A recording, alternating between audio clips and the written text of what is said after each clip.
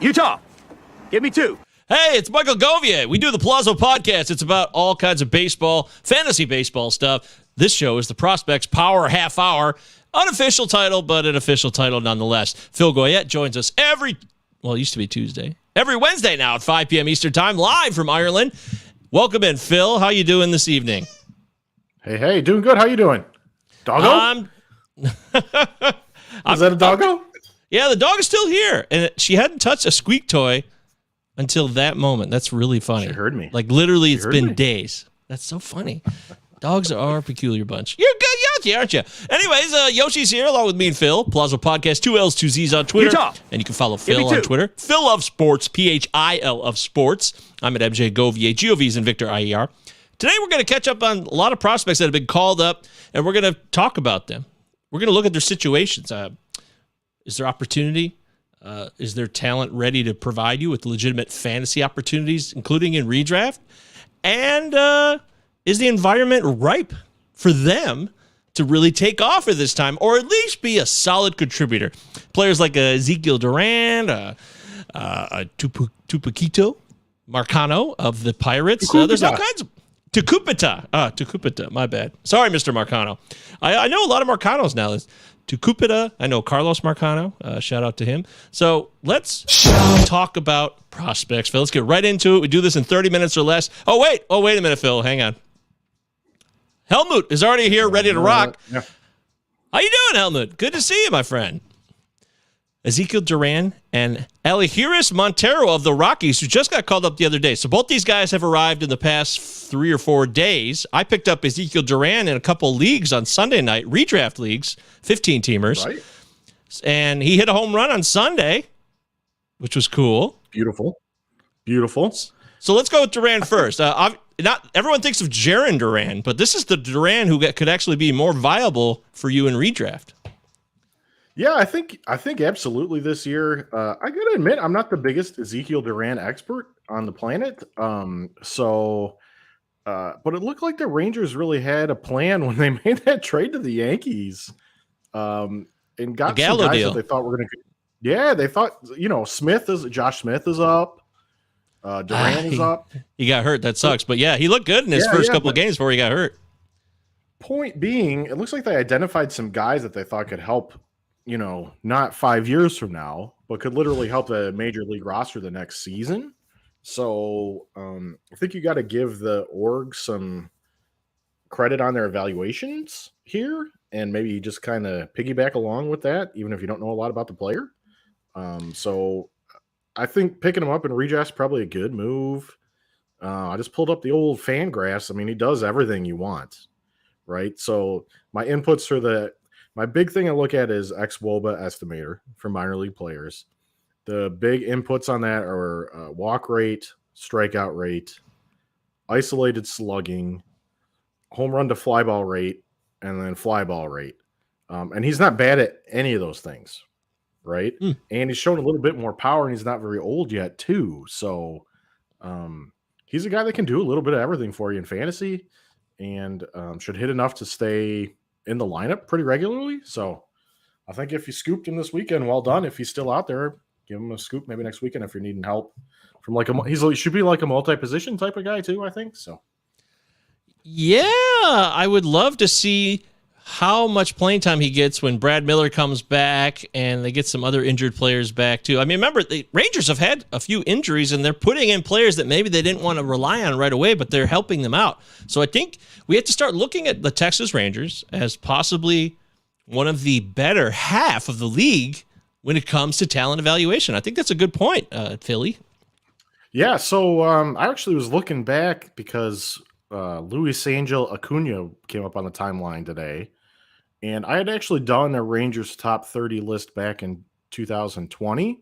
So I was pretty familiar with the system at that time because I looked at a lot of the players. And really the takeaway from that was they were really deep, like deeper than people were giving them credit for. And then now I think you're seeing that depth play out. And then since then they've acquired more guys and drafted more guys as well. So Joe's got a funny line here. What's up, Joe? Joe Hook says Rangers believe they're... Oh, also, Joe, before I get into this comment, Joe hit me up privately. He wants to talk trading cards. He's big into trading cards, apparently. And he would like to come on the show at some point. I don't do trading cards that much, so I'm not as big into it. But I told Joe that if we could find a spot for it, we'll definitely make it happen, Joe. That's something I'm going to try to fulfill. But he says here the Rangers believe there are 3 second bases on the field. So they traded for Josh Smith, Ezekiel Duran, and signed Marcus Semien. How about that? I think Josh Smith could probably play shortstop in the bigs if they needed him to. Somebody's got to be there. Do you think Duran is not a shortstop? No, you don't think Duran can play short? Okay. No, and I think Semien's shortstop days are probably behind him as well, especially if he's not playing next to Matt Chapman. And he's got third base Smith's eligibility kind on of NFBC, so that's his only position on NFBC. Their future shortstop's coming up. He's at high A. His name's Luis Angel Acuna. He's 20 years old at high A, and he's ripping it up. So that's who their next shortstop's coming. Well, Ooh, you heard it here first, folks. Oh, and then the other part of Helmut's commentary, what about Ellie Hurst, Montero of the Rockies who got the call? If I remember correctly, this was Helmut's comment last week on the show. I believe Duran was in there. Montero definitely was in there. So, yeah, I love it. I think I'm going to say the same thing as I said last week. Ellie Hurst has shown us that he's got power, multiple seasons in the minors, and now he gets to hit at Coors. Who knows how the Rockies will handle him? But if he gets some run, he's a guy that you could see hitting 30 home runs. So, ooh, well, I got to tell you, the Rocky. I mean, it's Coors, man. It's Coors. Coors. We love Coors. So anytime you can get a guy who can play Coors on the reg, playing time is the key here, and that's the challenge. That's my concern. Also, Helmut. During the week, I want to go back to his comment because you guys can comment on these videos on our YouTube channel anytime, even when we're not going live on the air. It's just like any other social media. They got comments, and you can like them and follow up on them. And Helmut had just missed last week's show, and he was wanting to talk about Josh Smith's call-up. Any chance he takes the third base job and runs with it? Well, that point is moot now, unfortunately, Helmut. I know you know that now because Josh Smith is on the IL. So, yeah, sorry about that. Yeah, Buzzkill! Okay, showdown. What? So what's the story with Jace Young? When is he coming back from injury? Or sorry, not Jace. Sorry, Josh. I'm thinking of his brother. I know. You went right to the MLB draft class for 2022. So. Josh is going to be their third baseman when he's back. I just haven't, now that I'm thinking about it, seen any updates on his health just on my end because I haven't looked. Neither have I. So. No, I haven't heard a darn thing. I don't think he's going to play. I don't think like as a long-term thing, any of these guys take that third base job and run with it because I think it's Young's as long as he's healthy. So. Well, the Rangers are 3 games under 500. They're hanging around. They made some big contracts with Semien and Seager. They want to be players. They signed John Gray. They signed Cole Calhoun. There's a whole bunch of dudes, a mix of Tex-Mex veterans and youngsters that are in a development stage here that I'm pretty interested by. This is not Rangers radio, but I'm intrigued by this team, and they're starting to be a little more fun for me. And the Rangers haven't been fun to me probably since the 2010-11 Super World Series run and the 90s Rangers who could just destroy the ball but couldn't pitch for the life of them, which has actually always been their problem. Even that was the same problem with the 2010-11 team. Yeah. That was a fun RBI baseball team back in the day. So World Series baseball, Sega Genesis. Big thing that the Rangers did was when they made this new park, they made it somewhere that people can pitch in, right? Because the old park with no roof, middle of summer was hot as shit. Ball was flying. Pitchers were getting killed. So they weren't going to be getting any guys to stick around long term, like signed a big free agent deal there, pitchers, I don't think. And that whole thing has changed now for them. So I think that was a really could be franchise defining type of decision that they made when they made that stadium. Who knows how it all went down, but Great call there. Yeah. So that's the story on those fellas. Ezekiel Duran, Ellie Hurst, Montero. Hopefully Montero gets more playing time. But I've got Duran starting in my main event lineup this week. He's at third base for me. And he went 4 for 9 in the doubleheader yesterday against Cleveland. So that's working out okay. Matt Chapman's been so bad, I benched him for Ezekiel Duran. That's the world we currently live in. So, and also the quick commentary from Walker, Texas Ranger. Joe wanted a name grade on Steele Walker. which is a great elite name. That's a 9 out of 10. Almost, yeah, maybe it's. Well, it wasn't. Yeah, it's probably an 80 grade name. Yeah, it was great. It was already great, and then he got traded to the Rangers. So then it was like, forget it. Perfect. Perfecto. Yeah, it was meant to be. It's destiny. All right, let's dig into some other guys. We had Mike Carter checked in. This was a question on Twitter from Mr. Dr. Mike Carter, the legend himself. We love him here. If you don't know who he is, make sure you follow him on Twitter. Mike Carter, he writes for SB Streamer, writes for Fantrax. He writes all over the place, and he knows bullpens. Long-term, which rookie catcher has the brightest future at the plate? Adley, Keibert, Joey Bart. Uh-oh, Joey Bart, bye-bye. Joey Bart's back in AAA, if you haven't heard. That's what that sad sounder's for. Also, Sam Huff, who allowed 6 steals in a doubleheader yesterday, I believe, for the Rangers. Or was that one game? I'm not even sure. But he gave up 6 steals as a catcher. He's terrible defensively. All over the place. Big time. Well, I don't know. He's horrible defensively. Anyway, we'll get into it. Okay, I'd love to hear about that. MJ Melendez, Connor Wong, who I still like Connor Wong, and Ivan Herrera. Any of these guys, who has the brightest future? This is 1, 2, 3, 4, 5, 6, 7 different guys. You could take Joey Bart out of that, in my opinion, and cut it to 6. Yeah, I went on Baseball Reference and just tried to put a list together of rookie eligible catchers. So I came up with these 7 here. For me, Adley is kind of like a tier above as a hitter. I know it's been really rough for him getting started, but I don't think it's something that'll last. So he's got a really good track record of hitting in a lot of different spots, college, Cape Cod, minor leagues. So I think he's going to hit again. So for me, Adley is the guy because he should have the best on base, but also the best slugging out of the group, right? So he could really be an offensive force, but also be able to catch every day. I was actually looking at the framing stuff on StatCast a little bit before we hopped on, and his framing's good, and it's already showing up well on the StatCast. So I think Adley is your guy. K-Bear Ruiz could be a really good hitter, switch hitter. Might not have as much pop as Adley, might not get on base quite as much, but he could be a very nice offensive piece for some time.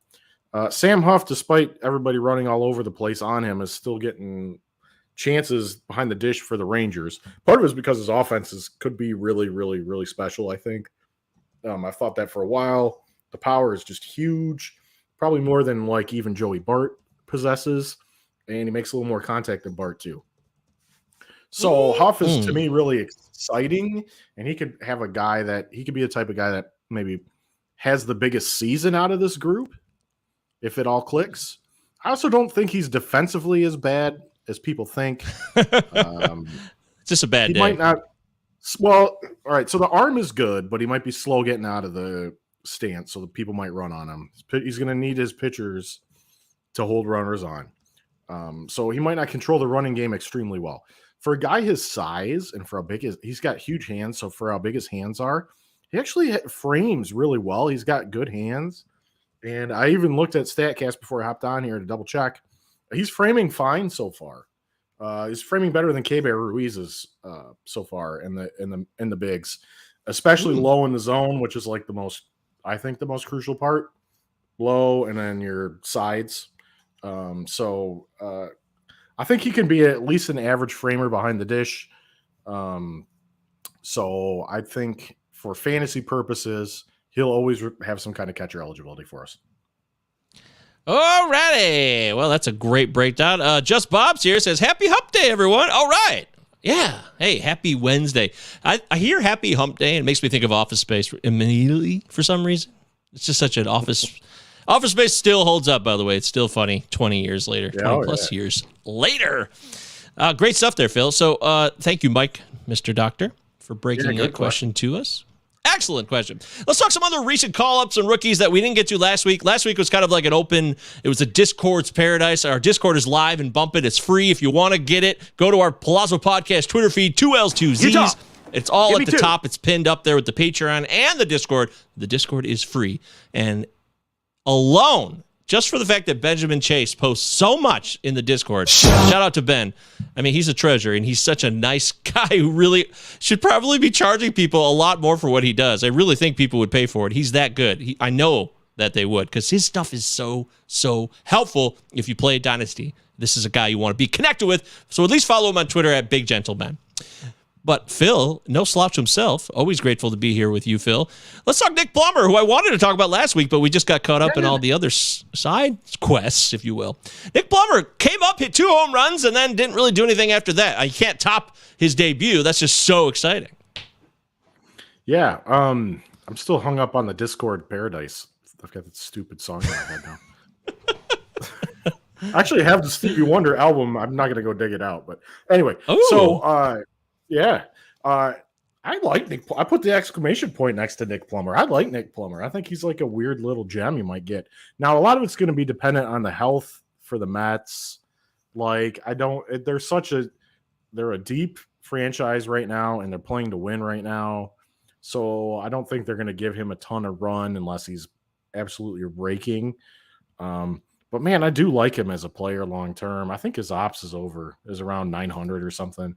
He could be a guy that has an OPS over 800 in the bigs, and that always plays. So that definitely plays. He was a former first-round pick of the Cardinals. We talked about him a long time ago when actually Matt Williams brought him to our attention. We really didn't know much about him on that show at the time. I remember it very clearly because I was really intrigued by his background.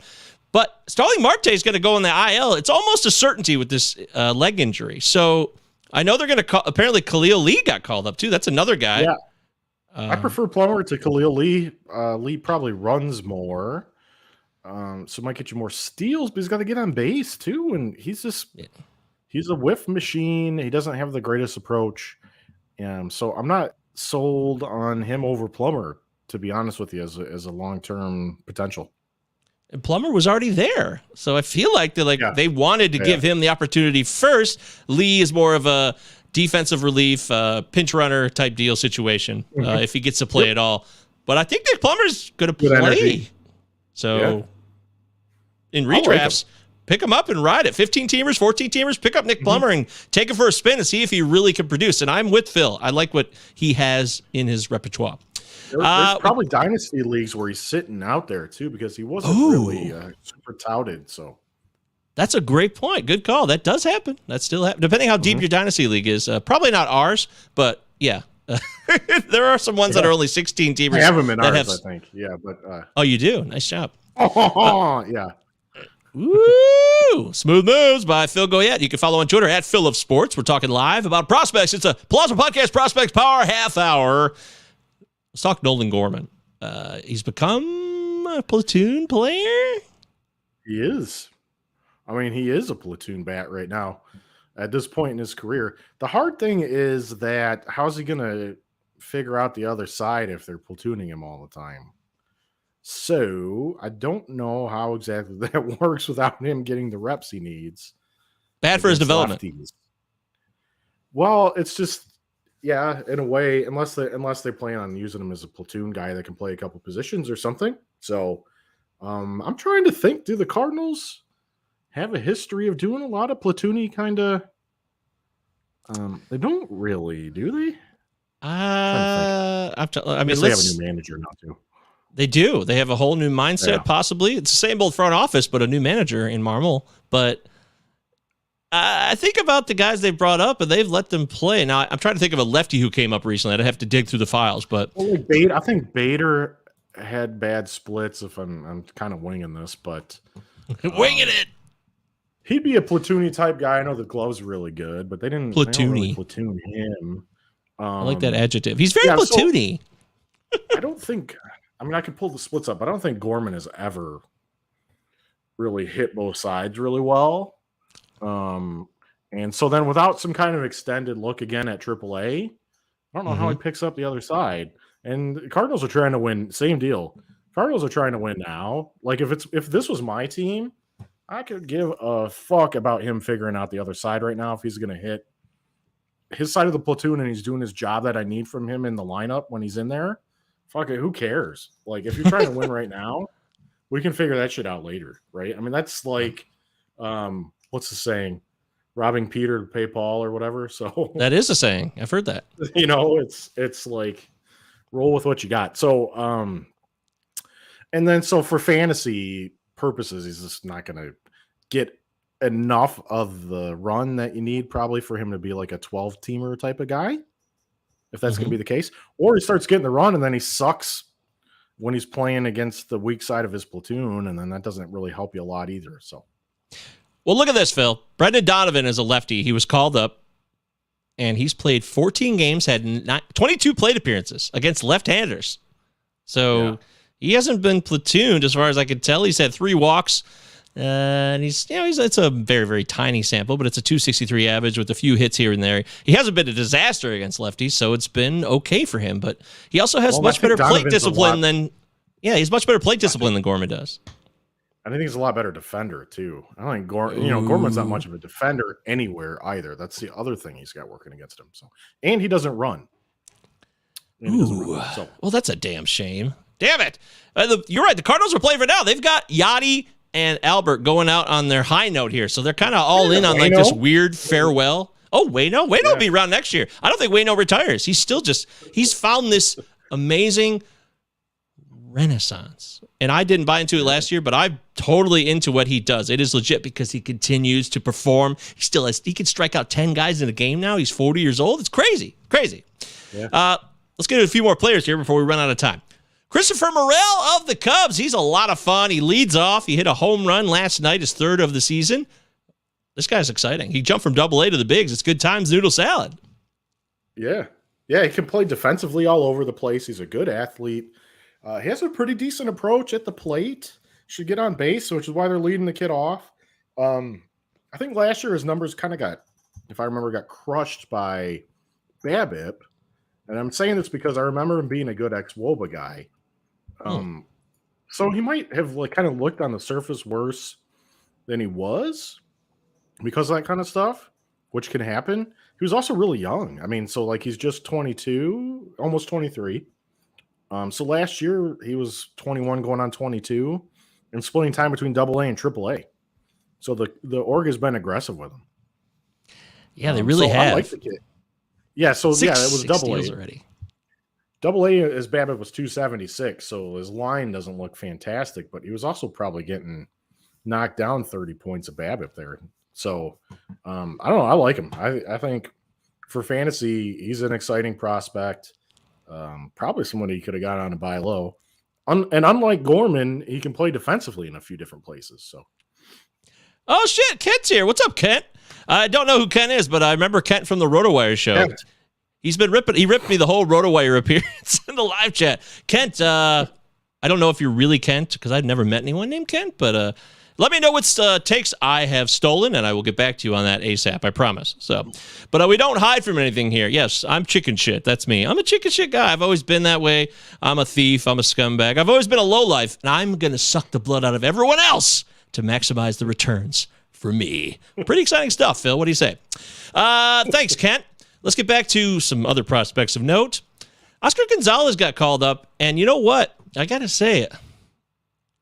2 guys I respect. Jeff Zimmerman and Tanner Bell, who co-manage a main event team in my league, which is very tough. They picked up Oscar Gonzalez. They really like how hard he hits the ball, and they're very excited about it. Yeah, the power is no doubt there. He's weird because he whiffs a lot, but he doesn't necessarily strike out a lot. So he's got a good amount of swing and miss in his game, but he doesn't take a lot of strikeouts at the end of the day, which is kind of interesting.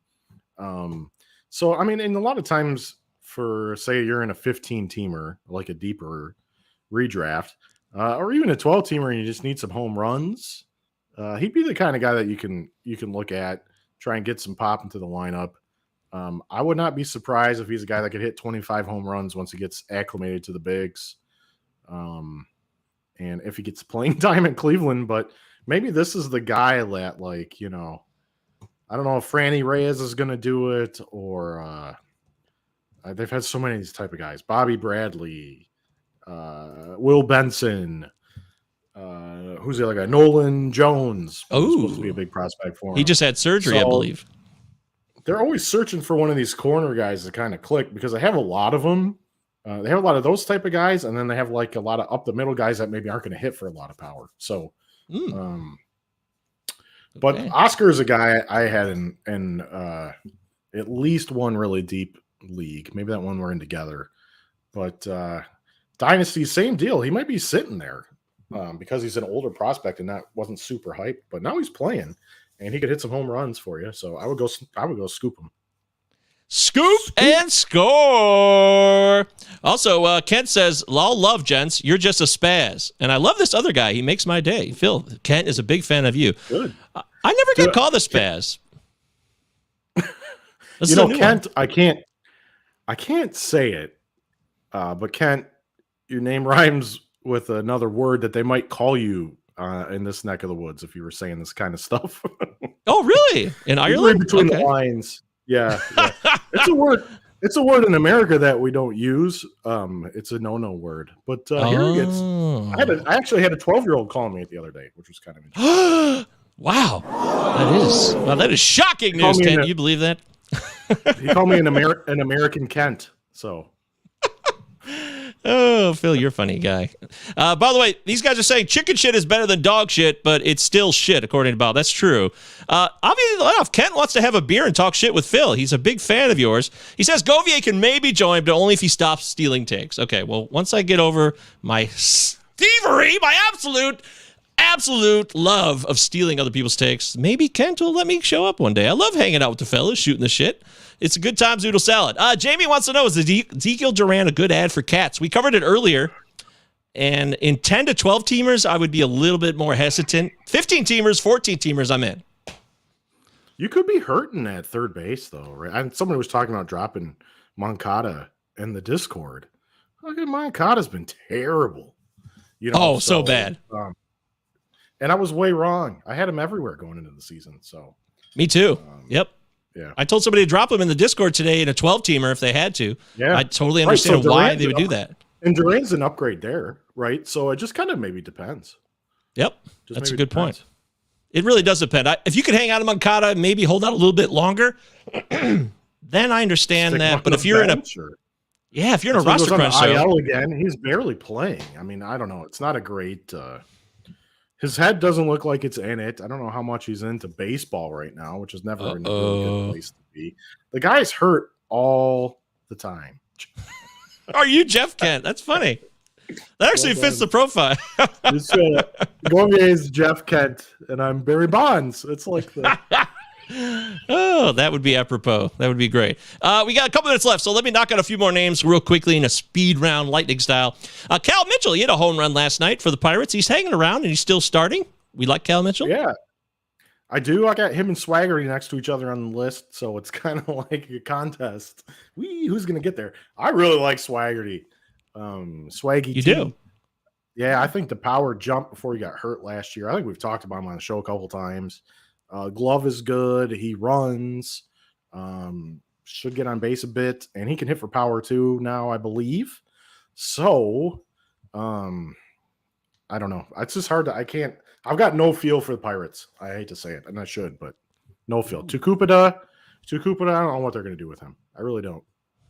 I still pray that he can get on base enough to play every day and play good defense, but I don't know.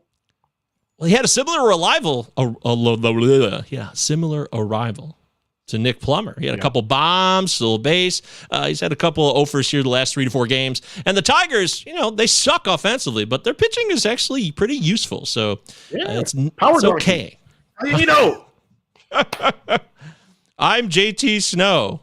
Oh, okay. Wow.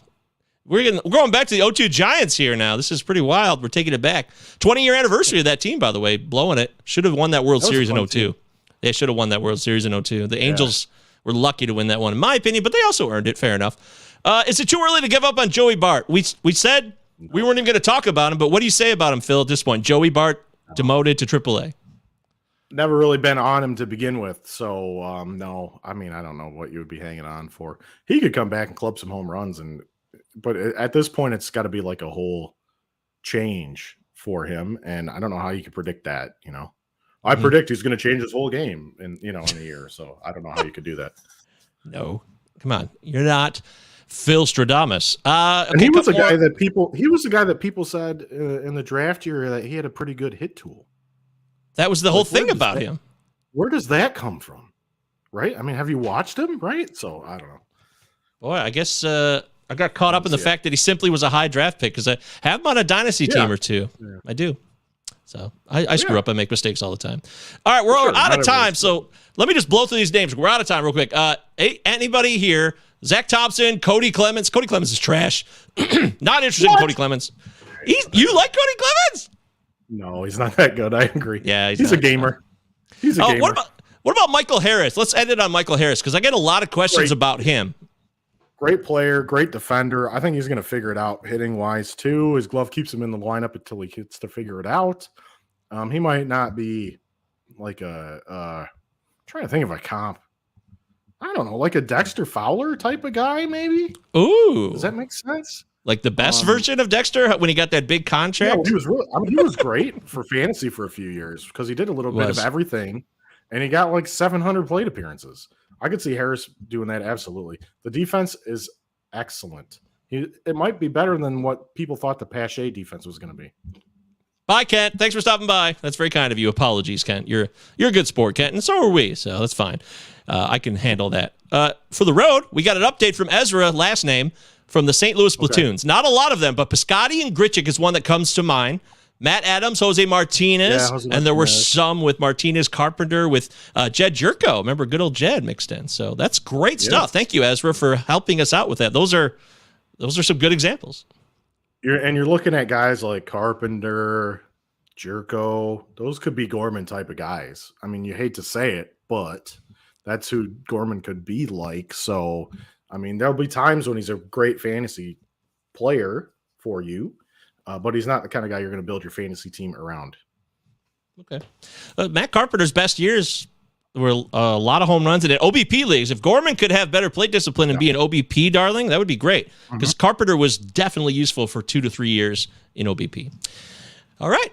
That's the show. My wife, my wife just came up to the window. I think I had a heart attack. You okay? It's just Hill's life, everyone. Calm down. Yeah, everyone remain calm. Actually, it's Kent at the window. He's at your window right now. He showed up. It was Kent, yeah. It was just like a face there. Like, you know. Oh, shit. That's so funny. We want to thank everybody for chiming in. Great show, as always. You guys really make the show what it is when you come in the live chat and you ask questions. Even Kent with your bozo, whatever you're doing there. You're an interesting character, Kent, and I will never shy away from that. Good stuff, says Helmut. Larry says, by the way, Govier, you got a little shout out from Joey P on leading off this morning from Fantasy Pros. Oh, that's nice. Well, thanks, Larry. Appreciate that. Thank you, Joey. Shout out to Joe. I like Joe a lot. So what Fantasy Pros is now with Joey kind of at the helm and all the good people he's brought in, the Welsh and Bogman, and I love those guys. So I like what they're doing. I agree. I'm with you there. Until next time, that's Phil Goyette. Phil of Sports on Twitter, PHIL, Phil of Sports. MJ Govier, GOV is a Victor, IER. Utah. Plaza Podcast, 2 L's, 2 Z's. Discord is free. If we're not live, you can come hang out with us at the Discord. Until then, he's Phil, I'm Mike, and we'll catch you next time.